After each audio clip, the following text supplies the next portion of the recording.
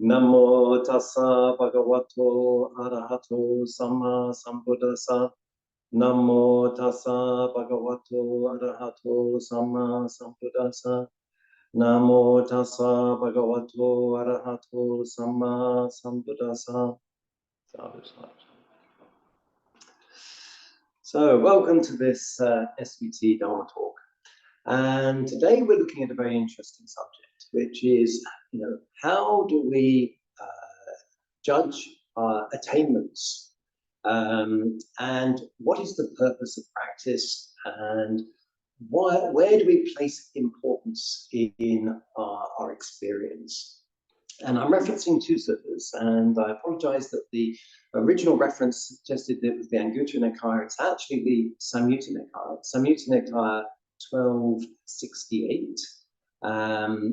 And there is a little bit of difference in the numbering, depending on what translation you're looking at. So the sutta's name is Kosambi. And then the second sutta I'll be looking at is in the Samyutta Nikaya again, and it's 35, chapter 35, 153. And this has a very long name. It is the Atthinukhopariyayasutta.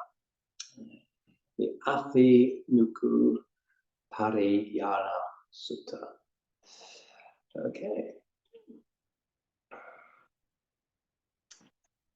On one occasion, the Blessed One, the Venerable Mus, the Venerable Savittha, and the Venerable Narada, and the Venerable Ananda were living at Kosambi in Gosita's park. Then the Venerable Savittha said to the Venerable Mus, "Friend Mus, apart from faith, apart from personal preference, apart from oral tradition, apart from reasoned reflection, apart from acceptance of a view after pondering it, does the Venerable Mus have personal knowledge thus, with birth as condition, aging and death come to be?" Friends Savittha, apart from faith, apart from personal preference, apart from oral tradition, apart from reasoned reflection, apart from acceptance of a view after pondering it, I know this, I see this, with birth as condition, aging and death comes to be. Friend Mus, apart from faith, apart from personal preference, apart from oral tradition, apart from reasoned reflection, apart from acceptance of view after pondering it,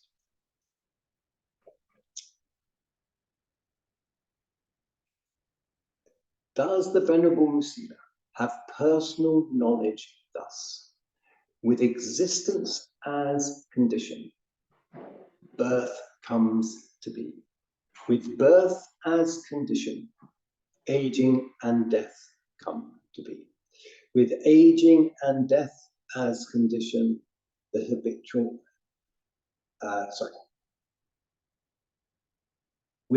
the habitual tendencies as condition, birth comes to be, with clinging as condition, the habitual tendencies come to be, with craving as condition,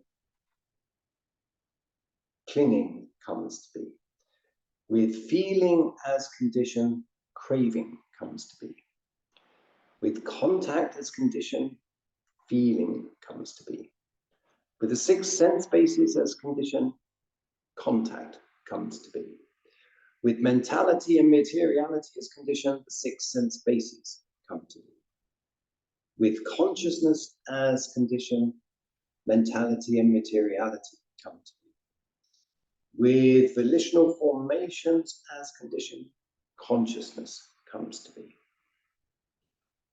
with ignorance as condition, the volitional formations come to be.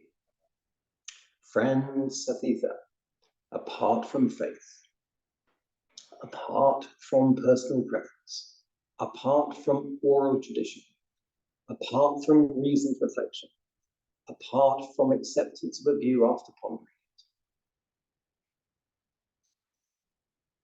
I know this, I see this, with ignorance as condition, volitional formations come to be.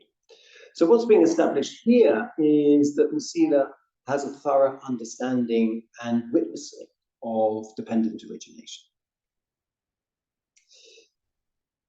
Savittha then goes on to question further.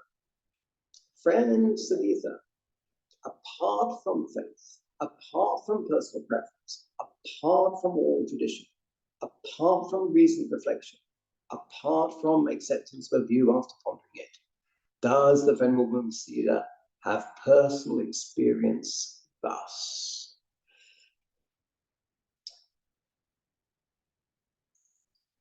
With this, have personal knowledge thus. With the cessation of birth comes the cessation of aging and death.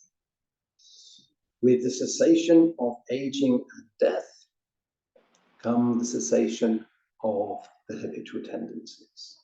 With the cessation of the habitual tendencies comes the cessation of clinging. No, excuse me a moment, let me just check this. I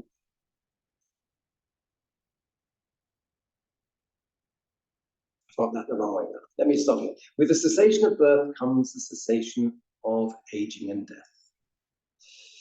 With the cessation of habitual tendencies comes the cessation of birth. With the cessation of clinging comes the cessation of the habitual tendencies. With the cessation of craving comes the cessation of clinging. With the cessation of feeling comes the cessation of craving. With the cessation of contact comes the cessation of feeling. With the cessation of the 6 sense bases comes the cessation of contact. With the sensation of mentality and materiality comes the cessation of the 6 sense bases. With the cessation of consciousness comes the cessation of mentality and materiality. With the cessation of the volitional formations comes the cessation of mentality and materiality. With the cessation of consciousness comes the cessation of mentality and materiality. And with the cessation of ignorance comes the cessation of the volitional formations.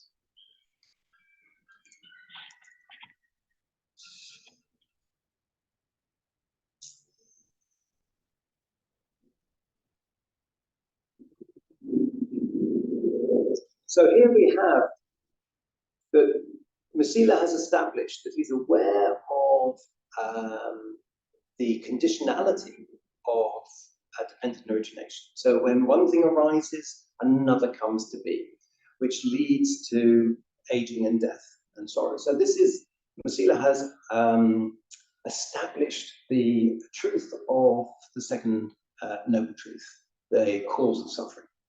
And then Savittha has asked him, well, have you seen the consequence of the cessation of these things? So this then is recognizing the third truth, that with the cessation of each conditioning state, what it conditions ceases to be. So by his questioning, Savittha has established that Masila has a very thorough knowledge of the noble truths and has a thorough knowledge of seeing dependent origination.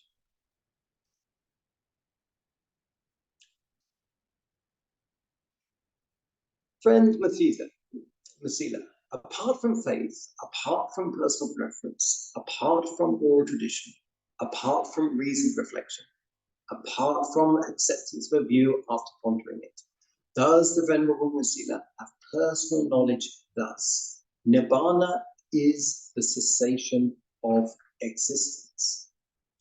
Friend Savittha, apart from faith, apart from personal preference, apart from oral tradition, apart from reasoned reflection, apart from acceptance of a view after pondering it, I know this, I see this. Nibbana is the cessation of existence.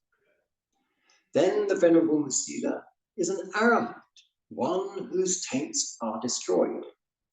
When this was said, the Venerable Masila kept silent.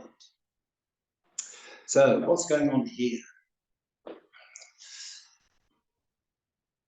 Musila is recognizing and saying that with the awareness that comes with the experience of Nibbana, there is an understanding that Nibbana represents the cessation of existence.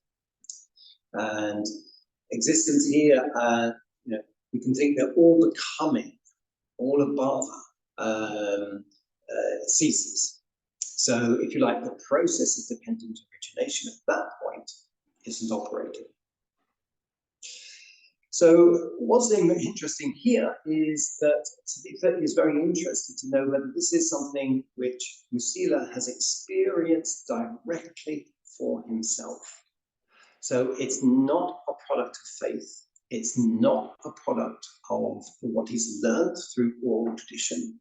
It's not something that he's reflected on and come to a conclusion about. It's not that he's thought about the teaching and decided that and accepted that view.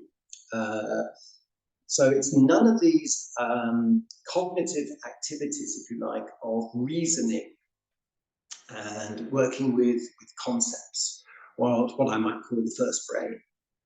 But has he actually felt the experience himself, a second brain experience? So what's happened here, though, is Savittha has then made an assumption that knowing this experience, having had this experience, Musila must be an arahant. Okay, so the Venerable Narada was listening to this because he was one of the 4 people there. And he was concerned about the assumption that Savittha has made here. Then the Venerable Narada said to the Venerable Savittha, "Friend Savittha, it would be good if you were to ask that series of questions. If I were asked that series of questions, ask me that series of questions and I will answer you." Then the Venerable Narada, then let the Venerable Narada get to answer that series of questions. I will ask the Venerable Narada that series of questions and let him answer me. Here, the Venerable Savittha asked the Venerable Narada the same series of questions as were addressed to the Venerable Musila, and he answers in exactly the same way. Then, Savittha then says, well, then the Venerable Narada is an arahant, one whose taints are destroyed. And the Venerable Narada replies, "Friend, though I have clearly seen, as it really is, with correct wisdom, Nibbana is the cessation of existence.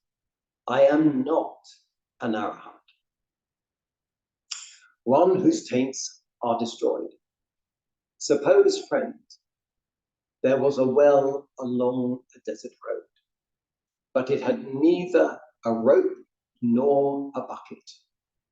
Then a man would come along, oppressed and afflicted by the heat, tired, parched, and thirsty. He would look down into the well, and the knowledge would occur to him. There is water. But he would not be able to make bodily contact with it.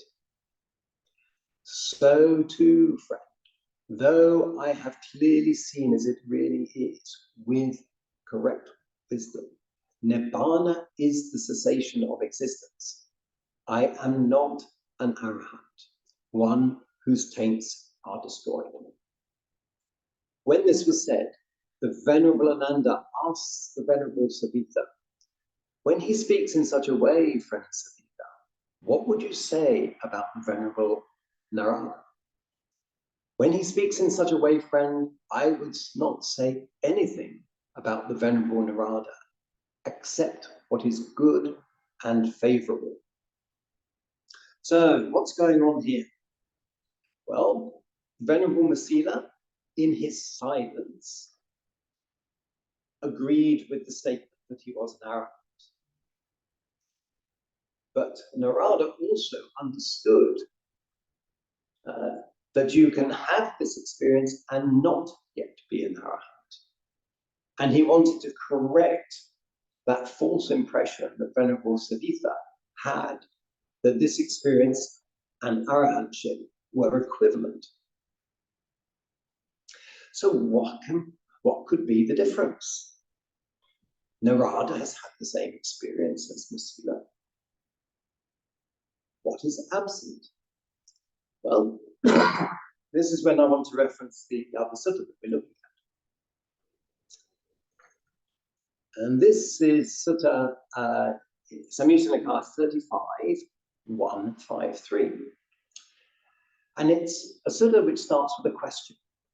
Is there a method? And what we could do in the context that we're discussing right now is there a method by which this experience then becomes the path to arahantship? So this sutta starts off, is there a method of exposition, or of exploration, you might think, bhikkhus, by which a bhikkhu, apart from faith, apart from personal preference, apart from oral tradition, apart from reasoned reflection, apart from acceptance of a view after pondering it, can declare final knowledge. Thus, destroyed is birth, the holy life has been lived. What had to be done has been done. There is no more for this state of being. So this is the description of the knowledge of an arahant. Venerable Sir, our teachings are rooted in the Blessed One, guided by the Blessed One. Take recourse in the Blessed One. It would be good if the Blessed One would clear up the meaning of this statement. Having heard it from me, the bhikkhus will remember it. Then listen and attend closely, bhikkhus. I will speak. Yes, Venerable Sir, bhikkhus replied. And the Blessed One said this. There is a method of exposition by means of which a bhikkhu, apart from faith, apart from acceptance of a view after pondering it, all the other approaches, can declare final knowledge. Thus, destroyed is birth. There is no more for this state of being. And what is that method of exposition?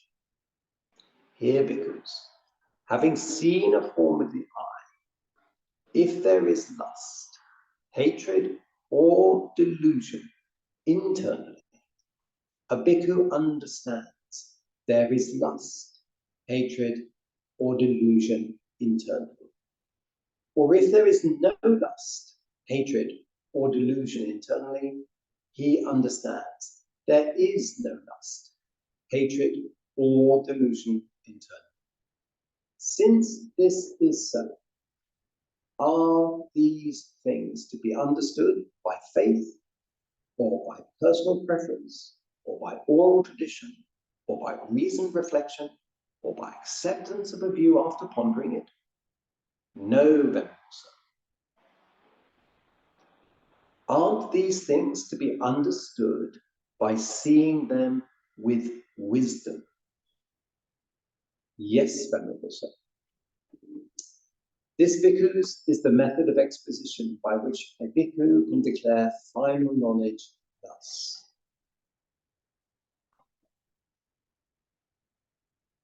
Destroyed is birth, the holy life has been lived, what had to be done has been done, there is no more for this state of being. And then the Buddha went on to explain, further bhikkhus, having heard a sound with the ear, having cognized sound with the ear, taste with the tongue, smell with the nose, tactile object with the body, or a thought in the mind, having recognized mental phenomena with the mind, if there is lust, hatred, or delusion internally, a bhikkhu understands there is lust, hatred, or delusion internally. Or if there is no lust, hatred, or delusion internally, he understands there is no lust, hatred, or delusion internally. Since this is so, are these things to be understood by faith, by personal preference, or by oral tradition, or by reasoned reflection, or by acceptance of a view after pondering it? No, Venerable Sir. Aren't these things to be understood by seeing them with wisdom? Yes, Venerable Sir. This, bhikkhus, is the method of exposition by means of which a bhikkhu, apart from faith, apart from personal preference, apart from oral tradition, apart from reasoned reflection, apart from accepting of a view after pondering it, can declare final knowledge thus: destroyed is birth, the holy life has been lived, what had to be done has been done, there is no more for this state of being. So what have we got here? Just like in the first sutta, each of the practitioners is experiencing clearly. And in the first sutta, they described having clear comprehension of what they were looking at. Okay, so I have seen clearly as it really is with correct wisdom, but still not an arahant, and known not to be an arahant. And yet in this second sutta,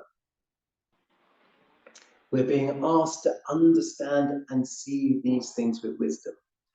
But there's a difference. The first is seeing dependent origination.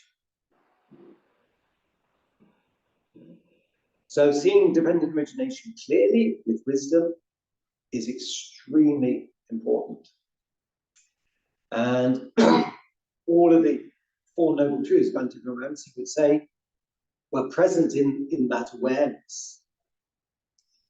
But in this second sutta, what we have is a real clarity, which says that if that wisdom has not brought behavioral change, in other words, the uprooting of lust, the uprooting of desire and hatred and delusion, then final knowledge can't be claimed. And so when we're looking at attainments, we can often be hugely encouraged by the insight and wisdom we see as the truth of dependent origination begins to unfold. And this can be really transformative in our experience and the way we engage with the world. But we must also be very clear that we must reflect very deeply on these underlying tendencies we have, these deep-seated tendencies for greed, hatred, and delusion. And have these been uprooted? Have these underlying tastes been destroyed?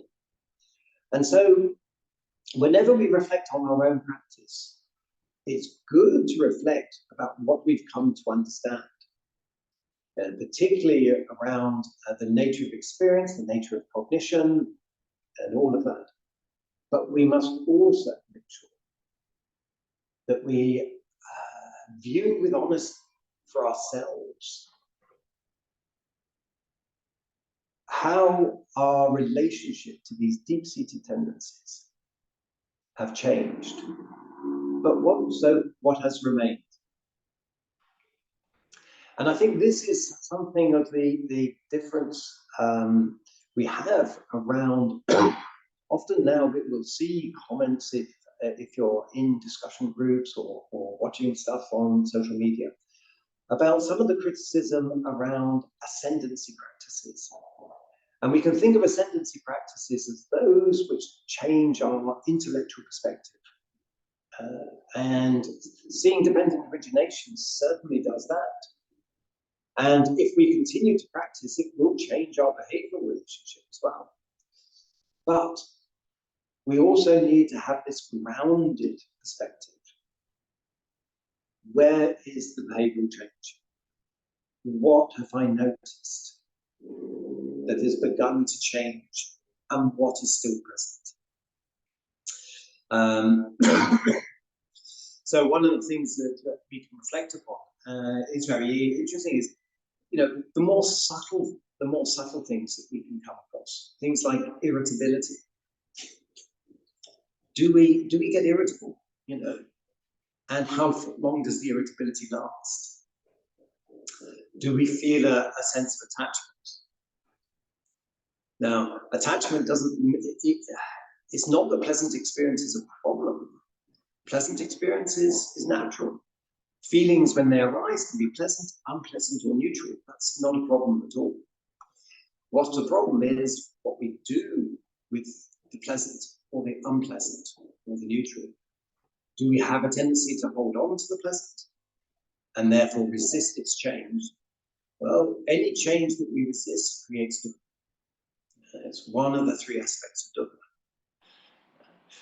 When our body is not as we would wish, for illness or injury, how accepting are we?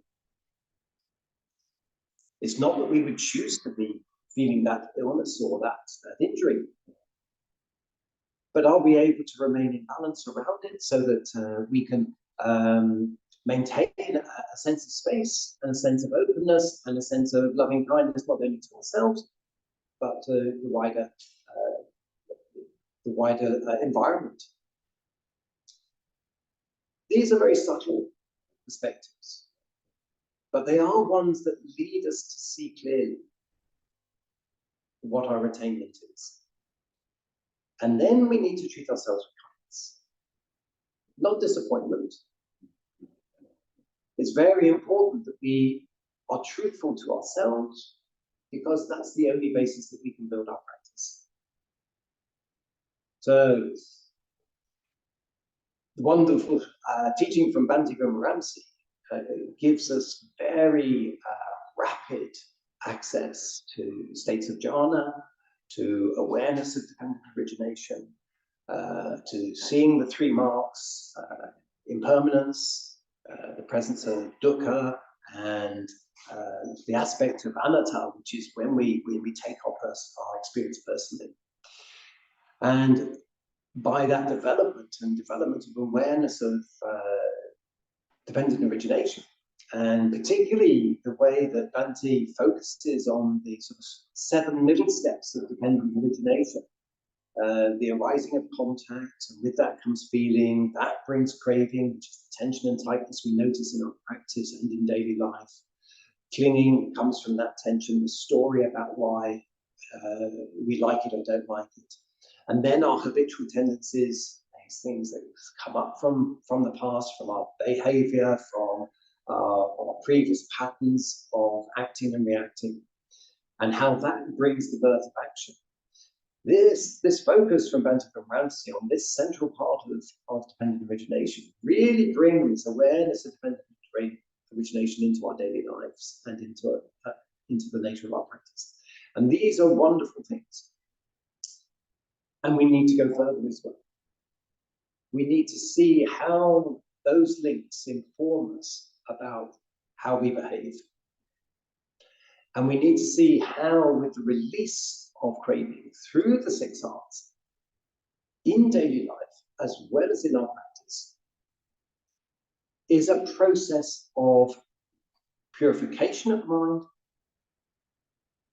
and retraining. And it's that process of purification and retraining in every aspect of our daily life, which is conditioning the mind for the change that's been implied in the 2nd sutta, so that we begin to deeply understand how greed, hatred, and delusion is embedded in the way we act and react, and how, with using the 6 arts, we're able to gradually decouple the way we are from those habitual responses. Okay.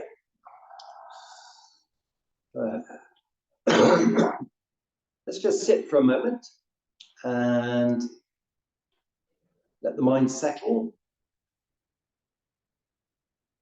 Gently rotate your inner thighs to release any tension in your hips.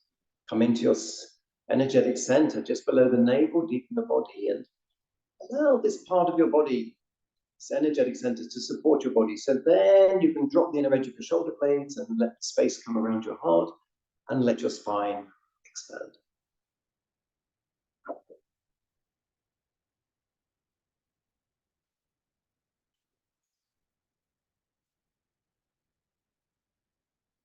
Relax any tension or holding around your brain and softly smile.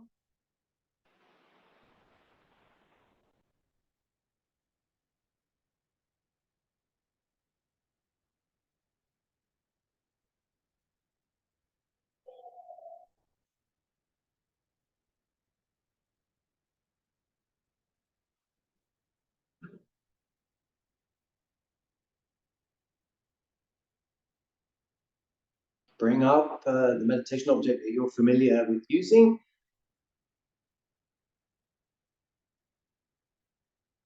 So that might be the feeling of loving kindness and wishing yourself well.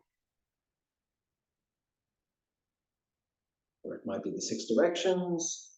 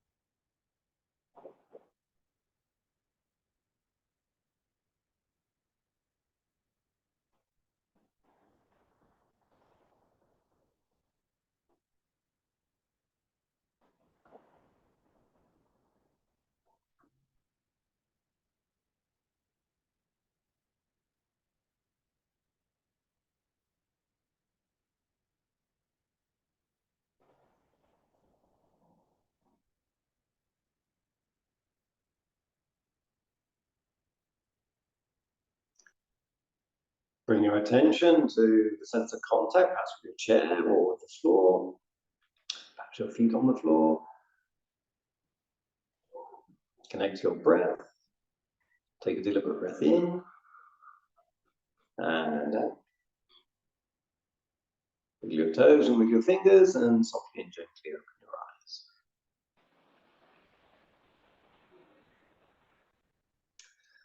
eyes. Okay, so thank you for listening to that. Any observations or comments you might like to make or questions?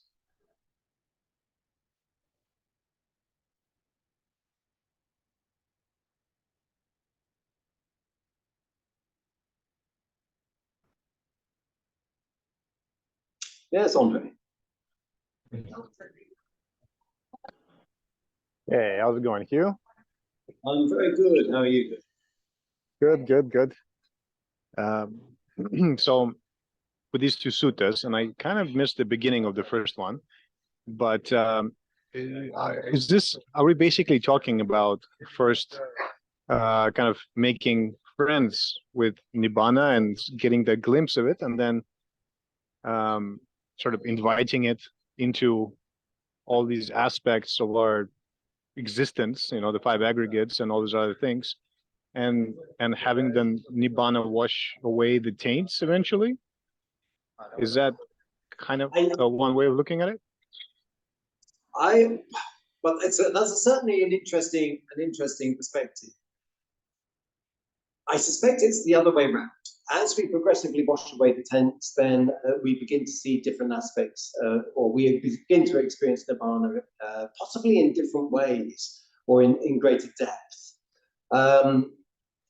But what the suttas here are describing is that the various stages of development and attainment, each of those has, if you like, a glimpse of Nibbana. And also, Venerable Mus used to say that whenever you did the 6 R's, whenever you released away from the tension, there would be a sensation of, or an awareness of a mundane Nibbana, because that would be a moment without craving. And so it's the progressive understanding and experience of moments without craving, which is what I think is gradually retraining the mind, purifying the mind and retraining it. And that's part of what the 6 R's do. So what I take away from this sutta in particular is that we can gain a lot of intellectual knowledge just from reading, for instance. And what these suttas are saying is, not that that's not useful, because it is, because one of the stages of development as we practice is knowledge and vision. And knowledge, the Buddha says, comes from listening to suttas, for instance, from asking questions. So that intellectual engagement is an important part of the practice. But one of the things that we can get caught up in is, if you like, the clarity of our intellectual knowledge isn't matched by the clarity of our experiential knowledge.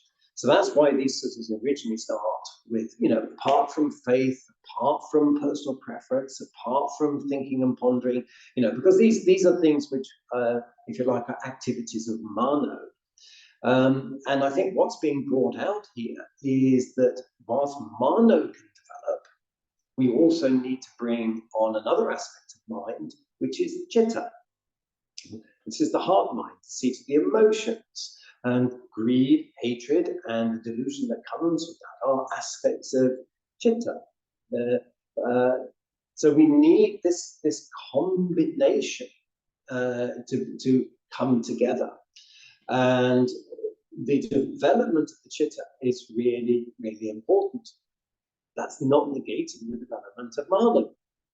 So we need knowledge and vision.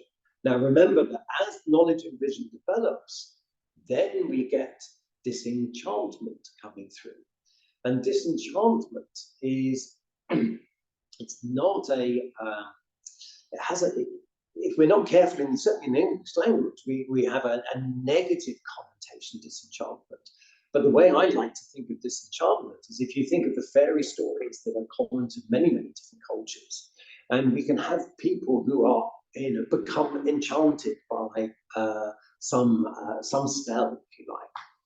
And whilst they're enchanted, they're not able to be their true selves, if you will. And so it's this disenchantment, it's taking this enchantment off, which might be, if you like, removing the delusion. And the process of removing delusion is this process of disenchantment. And then with the disenchantment comes the dispassion. So we no longer are emotionally engaged with our experience, in the sense that we're now able to come into balance rather than being pulled out of balance by emotion and the coloring of experience that gives. So once disenchantment and dispassion develop, then our knowledge and vision moves to knowledge and wisdom. And there are two types of wisdom, as shown, or two aspects of wisdom. This understanding of dependent origination with clarity, but also understanding whether greed, hatred, and delusion has been uprooted. So the clarity of observation of that, one might think of that as the development of Mano, the cognitive capacity, the conceptual capacity of the brain to observe clearly and to understand. And then we might think of the greed, hatred, and delusion as the development of the Chitta. So whilst the glimpses of Nibbana are very helpful, I think they come from the development of this. But then I think, like you say, once that process has started to go through, there's a circularity going on here. So as certain changes happen, other experiences occur, that then supports further changes and other experiences occur. So then the contact with Nibbana is probably extremely helpful in that process. I don't know if that goes any way towards answering your question. Yeah, okay. Any other questions?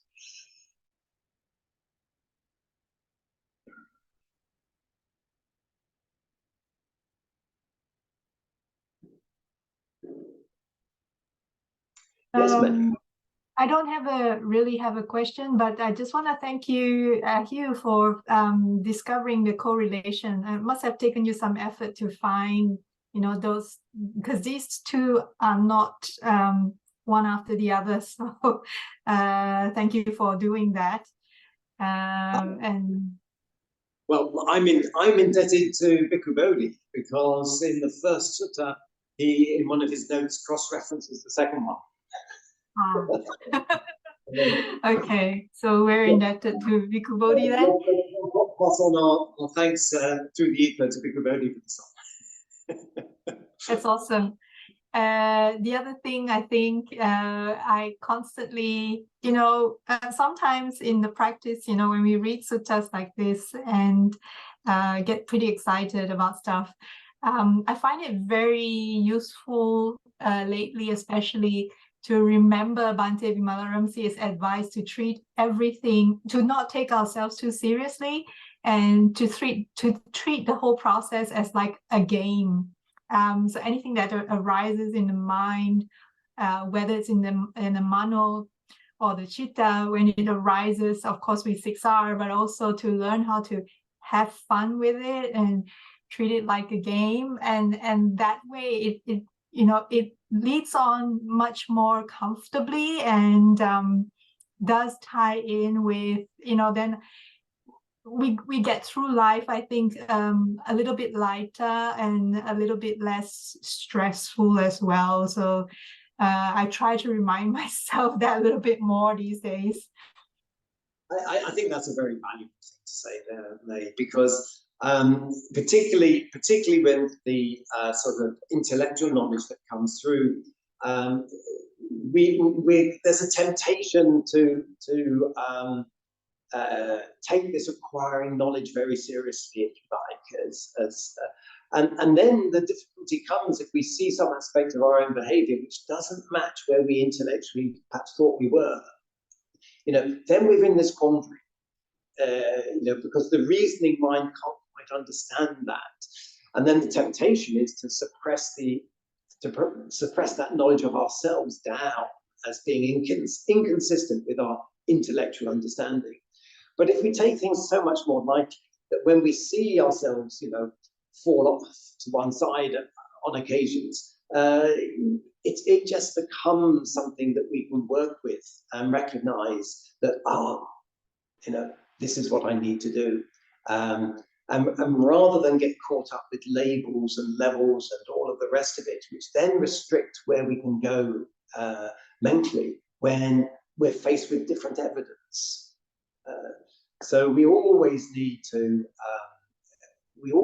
treat where we are lightly, or where we think we are lightly, because that keeps us open to the full width of our experience. And I think that's very important, because it then means that whenever we act in a way which is other than we would have perhaps expected of ourselves, it becomes a teaching rather than something to be hidden or disregarded.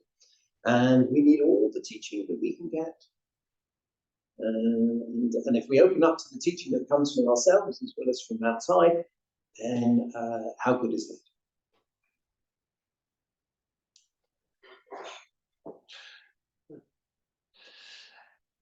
Any other questions? Bante always says, questions, if you like, were the thing that really promote the practice, and we see that here. Savittha's asking questions. He has a subtle knowledge, but he has also a subtle misunderstanding, and because he was questioning, that subtle misunderstanding was corrected, which is very, very valuable for Venerable Savittha. And the other thing is about honesty about where we are. Remember the last line in that sutta where Ananda's saying to Savittha, well, what would you say about Narada, having heard what he said?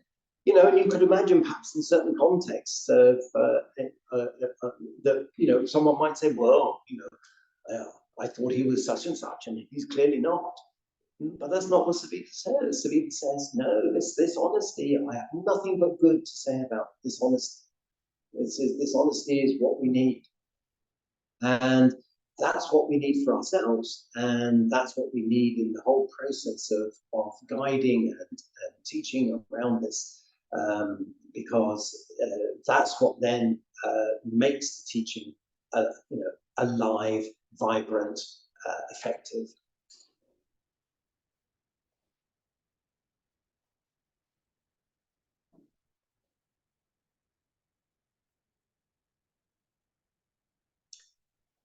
Any other questions?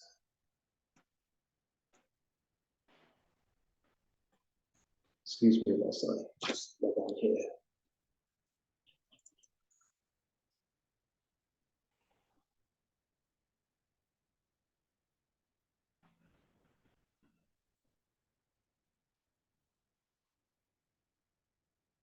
No. Well, I hope you found sort of useful.